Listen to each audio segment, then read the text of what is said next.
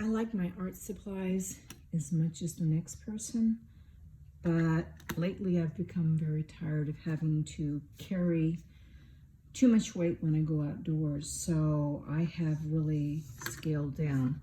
First I want to do is talk about this little palette. A friend of mine I saw was using it.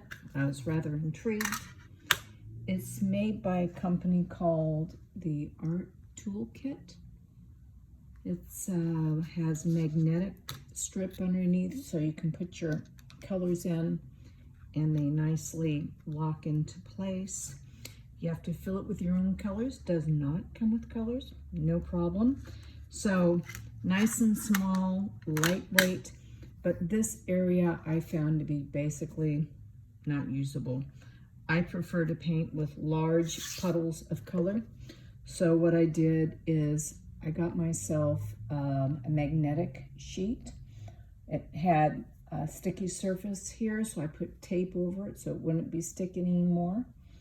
Here's the magnetic side is now up. So what I did is I just drop it into here, and what I could do was add additional colors that I wanted to have. Mixing trays, so I can have nice large puddles of color. And these little mixing trays were available on their website. So now what I have is this area that is very functional for mixing large puddles of color. When I'm done painting, all I have to do is take this off. I close it. Everything goes into a little Ziploc bag because usually it's pretty wet. And from here, it just folds up very nicely and small, so I don't use this little pouch at all. If you're curious about the colors that I use, you can look on this sheet. What you'll see is on the upper right-hand corner, like DS is Daniel Smith, and I give the color name.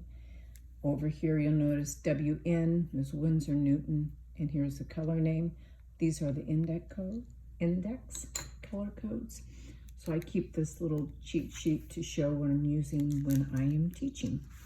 So that's the palette, so I can put that off to the side. When it comes to paint brushes, or even better yet, let's not even get into the paint brushes. Let's look at this pouch. This pouch has everything that I need for misting the colors. Nice collapsible water dish. And I don't even know where I found it, probably like a 99-cent store. And then of course, cloth towels and paper towels to clean up with, and clips for my sketchbook. So everything fits very nicely into this pouch.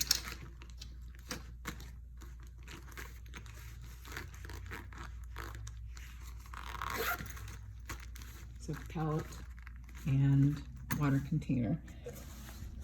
Here's a little travel bottle by Cheap Joe's, just the right size, all the water that I need. Inside this pouch, if I wish to take a fountain pen, I just keep it in its own little pouch so it doesn't get scratched. This is a Visconti broad nib, and inside of here is all the erasers, the kneadable eraser, hard eraser, brown pen, a black pen, and a pencil. Nothing too terribly exciting going on here. And in the back of the pouch, I keep an assortment of brushes. A couple flats that are synthetic, and I have 3 round brushes, basically a small, medium, and large. This is a travel brush by Da Vinci. That is a size, what is the size? Oh, this is a number 8. This is a brush by Escoda called the Reserve, and this is a 12. Another Da Vinci. This is a fun little tiny travel brush. found this years ago in Europe. I have not seen it since. So I don't even know where you can find it. A very long handle. These 3 are natural hair, 2 are synthetic, and then 2 brushes that I use for scrubbing. So we can just put this off to the side.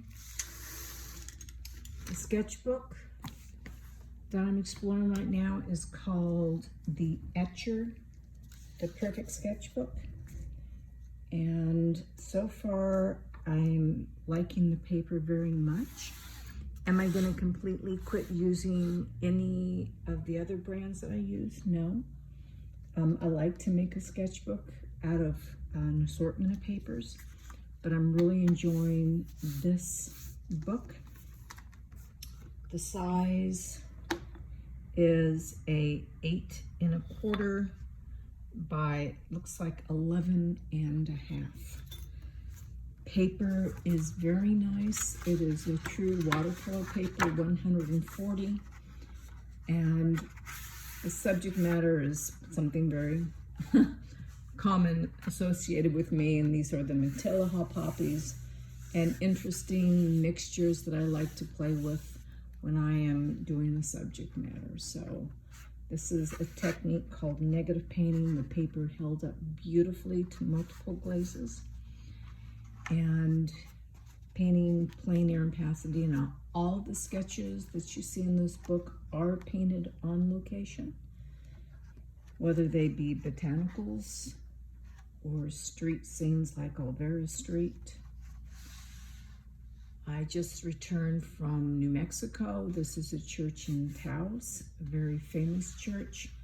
I was playing with different types of skies and how to paint them. This was a demo that I did for a group, so working in ink and watercolor. And this was sketching on location throughout Santa Fe, New Mexico. Extremely dry, windy conditions. The palette that I just showed you, the puddles became very necessary to have those trays because paint dries very quickly. And then yesterday, painting out plein air with some friends in a garden. So this is the Etchr Perfect Sketchbook. I think it's called the Etcher Lab.